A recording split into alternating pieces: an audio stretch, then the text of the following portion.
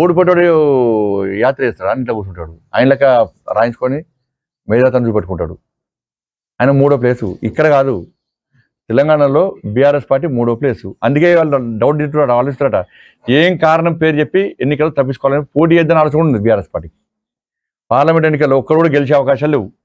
అన్నిటిలో 3వ స్థానం వస్తున్నది. రేపు ఎట్లా ముఖవేళ్ళు చూపెట్టుకోవాలి, అసలు పోటీ చేసుడా వద్దా అనే మీమాంసలు బీఆర్ఎస్ పార్టీ ఉన్నది. పోటీ చేయాలన్నా, పార్లమెంట్ ఎన్నికల్లో పోటీ చేయాలన్నా వద్దా అన్నట్టు మీమాంసలో బీఆర్ఎస్ పార్టీ ఉంది. పోటీ చేస్తే మా ఇప్పటికే ఉన్న జదివికింది. ఇప్పుడు ఎక్కడ ఏ సర్వేషన్ 3వ ప్లేస్ వస్తున్నది. కాబట్టి మా పరిస్థితి ఏంది అనే ఆలోచనలో బీఆర్ఎస్ పార్టీ ఆధినాయకత్వం ఉంది. అందుకే కేసీఆర్ అనే వ్యక్తి బయటకు వస్తలేడు. నిన్న బయటకు వచ్చాను.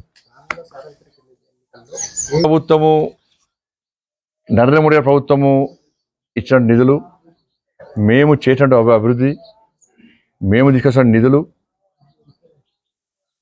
ఇలా దేశవ్యాప్తంగా ఉన్నటువంటి పరిస్థితులు, నరేంద్ర మోడీ గారి ప్రభుత్వము ఎన్నికల ముందు ఇచ్చిన హామీలను ఏ విధంగా నెరవేర్చుకున్నదో దేశవ్యాప్తంగా ప్రజలు చూస్తున్నారు.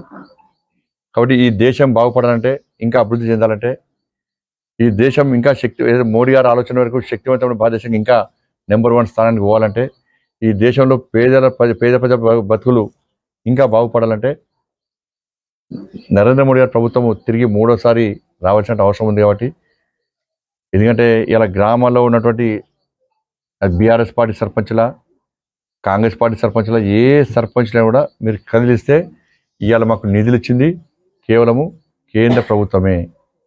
ఆ నిధులను దారి మళ్ళించి మమ్మల్ని అప్పుల పాలు చేసింది బీఆర్ఎస్ పార్టీ ప్రభుత్వం అని చెప్పించి అలా చర్చ జరుగుతూ ఉన్నది ఇవాళ. కాబట్టి గ్రామాల నిధులు ఇవాళ పొద్దున్న లేచడం కానీ రాత్రి వరకు కూడా నిధులు ఇచ్చింది కేంద్ర ప్రభుత్వం. అందుకే గ్రామాల వారికి కూడా కేంద్రం ఏం నిధులు వచ్చింది, మేమేం చేస్తామో మొత్తం గ్రామాల వారిగా అభివృద్ధి మంత్రంగా మేము చేసిన అభివృద్ధిని తీసుకొచ్చిన నిధుల విషయంలో ప్రజలకు వాస్తవ విషయాలు వివరించి ఎన్నికల్లో పోటీ చేస్తున్నాం. బీఆర్ఎస్ పార్టీ ఏమని పోటీ చేస్తుంది?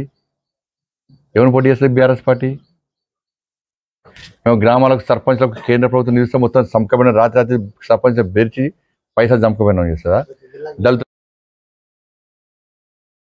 ఇష్టం చేస్తుందా? లేదంటే ఏకగ్రీవంగా గెలిచిన సర్పంచ్ కూడా పైసలు ఇష్టం అని చేస్తుందా?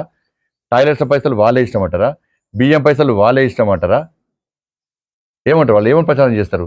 తెలంగాణ రాష్ట్రాన్ని ఫుల్ ఆర్థికంగా పరిపుష్టి చెందే విధంగా ధనిక రాష్ట్రంగా చేసినాం. మేము ఇంటికో ఉద్యోగం ఇచ్చినాము, నిరుద్యోగ వృత్తి ఇచ్చినాము, 317 జీవో మేము తీసుకురాలే. ఆర్టీసీ కార్మికులు మా హయాంలో ఆత్మహత్యలు చేసుకోలే, నిరుద్యోగ యువత ఆత్మహత్యలు అసలే చేసుకోలే, ఇంటర్మీడియట్ విద్యార్థులు ఆత్మహత్యలు చేసుకోలే, రైతులు ఆత్మహత్యలు చేసుకోలే. మేము పక్కా చేసినామంటారా? ఏమని చెప్తారు వాళ్ళు? పేద ప్రజలందరూ గమనించాలి. బీఆర్ఎస్ పార్టీ ఏ విధంగా డైవర్ట్ చేస్తుందో దాన్ని కూడా గమనించండి. కానీ ఈ విషయంలో ప్రజలు జాగృతంగా కావాల్సిన అవసరం ఉంది. ఇలా ప్రభుత్వం కూడా ఈ విషయంలో స్పందించాల్సిందిగా నేను డిమాండ్ చేస్తున్నా. దాంతోపాటు భాష విషయంలో రాజకీయ పార్టీలు హద్దు మీరి ఆరోపణలు ప్రత్యారోపణలు పొలైట్ చేసుకోవడంలో, కామెడీగా చేసుకోవడంలో, ప్రజల దృష్టి ఆకర్షించడంలో చేయడానికి ఇబ్బంది లేదు. కానీ హద్దు మీరి అహంకార భావంతో ఇవాళ ఆరోపణలు చేయడం సమాజం దాన్ని స్వీకరించాలనే విషయాన్ని రాజకీయ పార్టీ నాయకులు గ్రహించాలి. ఒక ముఖ్యమంత్రి స్థాయి వ్యక్తి, ముఖ్యమంత్రి అనేటువంటి ఆ చైర్కు గౌరవం ఇవ్వాలి మనం. ముఖ్యమంత్రి చైర్కు గౌరవం ఇవ్వాలి మనం, దానిలో ఎవరున్నా కూడా. కానీ ముఖ్యమంత్రి స్థాయిలో ఉన్నటువంటి ఒక వ్యక్తిని బీఆర్ఎస్ పార్టీ నాయకుడు చెప్పుతో కొడతా అనడము ఇది ఇంతకంటే సిగ్గుచేటి కూడా కాదు. ఇది పూర్తిగా వాళ్ళ అహంకారాన్ని, బీఆర్ఎస్ పార్టీ ఆ నాయకత్వం యొక్క ఆ కుటుంబంతో పాటు ఆ నాయకులకు అహంకారమైనటువంటి భావజాలాన్ని బయటకు వస్తుంది. ఇది కరెక్ట్ కాదు. దీన్ని ప్రతి ఒక్కరు ఖండిస్తున్నారు. ఈ భాష మార్చుకోవాల్సిన అవసరం ఉంది. ప్రజలను ఇబ్బంది పెట్టినప్పుడు, ప్రజలు ఇబ్బందిలో ఉన్నప్పుడు నేను మాట్లాడదాను, కానీ చెప్పుతో కొడతాననేది ఇది కరెక్ట్ కాదు. ఈ కరీంనగర్ పార్లమెంటు నియోజకవర్గంలో ప్రజాహిత యాత్ర పేరుతోని 10వ తారీఖు నాడు మేడిపల్లి నుంచి యాత్ర ప్రారంభిస్తున్నాం.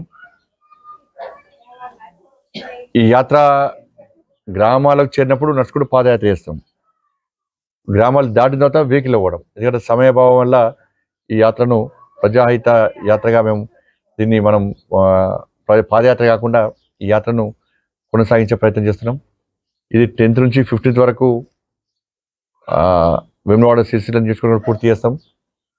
3 days నేషనల్ కౌన్సిల్ మీటింగ్స్ కాబట్టి అందరు జిల్లా అధ్యక్షులతో పాటు అందరు పోవాల్సి ఉంటుంది కాబట్టి మళ్ళీ 20th నుంచి మిగతా నియోజకవర్గాల్లో పూర్తి స్థాయిలో పూర్తి సమయాన్ని వెచ్చిస్తూ మిగతా నియోజకవర్గాలు కూడా ఈ ప్రజాహిత యాత్రను కొనసాగిస్తున్నాం. రాష్ట్ర పార్లమెంట్ నియోజకవర్గం స్థాయిలో మొత్తం పూర్తిగా అన్ని మండలాలను చుట్టొచ్చే విధంగా ఈ యాత్రకు ప్లాన్ చేస్తాం. 10వ తారీఖు నాడు మేడిపల్లిలో ఈ యాత్రను ప్రారంభించబోతున్నాం. ఎవరితో నాకు వారు ఉండదు. మీరు నా మెంటాలిటీ మీరు చూస్తున్నారు. నేను కూడా పోటీ చేస్తున్నా. ఎవరు రమ్మంటే వాళ్ళు ఎక్కువైనా రాష్ట్ర పార్టీ ఇది సొంతంగా నేను పోయేటువంటి అవకాశం ఉండదు. రాష్ట్ర పార్టీ నాకు హెలికాప్టర్ ఇచ్చింది. చాలామంది తెలంగాణ మొత్తం కూడా మనకి రావాలని చెప్పి చాలామంది రిక్వెస్ట్ చేశారు. అన్ని ప్రాంతాలకు నేను నా దగ్గర వాళ్ళ దగ్గరికి దూరం వాళ్ళ దగ్గరికి మనం పోయేటువంటి ప్రయత్నం చేసే అవకాశం లేదు. అటువంటి ఆలోచన నాకు లేదు. రాష్ట్ర పార్టీ ఏడికి పోమంటే ఆడికి హెలికాప్టర్ వాళ్ళు ఇస్తే పోయినా వచ్చినా, నన్ను ఎవ్వరు రమ్మంటే వాళ్ళ దగ్గరికి పోయినా, ఎవ్వరు రమ్మన్నా వాళ్ళ దగ్గరికి ప్రచారానికి పోయినా వచ్చిన. హైదరాబాద్ నుంచి రాష్ట్ర పార్టీ చెప్పిన కూడా పోయినా. ఎప్పుడప్పుడు అక్కడికి వస్తా, ఎందుకంటే రుజా కూడా వస్తుంది వస్తే ఎప్పుడప్పుడు అప్పుడు వస్తా. ఇప్పుడు వస్తలేనా అక్కడ సీనియర్ ఈటల సీనియర్ నాయకుడు, వాడికి అనుభవం ఉంది. 6 సార్లు ఎమ్మెల్యే గెలిచిండు, మంత్రి ఉన్నారు, ఎట్లా గెలవనో తెలుసు కాబట్టి ఒక ఆలోచన ఉంది. కాబట్టి నా టైం ఎందుకు వేస్ట్ చేయాలి, ఈ సమయాన్ని ఇంకొక ఇంకో అసెంబ్లీ ఉపయోగించుకోవచ్చు అని చెప్పి ఆలోచనతో నాకు రమ్మకపోవచ్చు. దాన్ని వేరే పెడతలు తీసే ఆలోచనకు లేదు. రాజకీయ నాయకులు ఎన్నికల పోటీ చేయకుండా ఇంకెట పోటీ చేస్తారా?